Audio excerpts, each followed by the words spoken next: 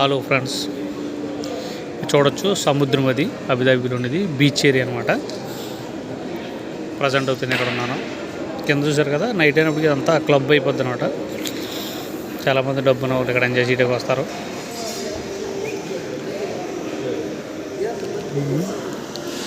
చూసారా పైన ఎంత అందంగా ఉందో.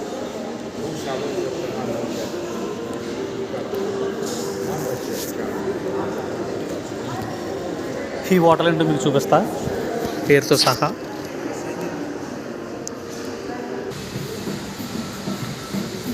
ఇదనమాట హోటల్ పేరు, చూసారు కదా.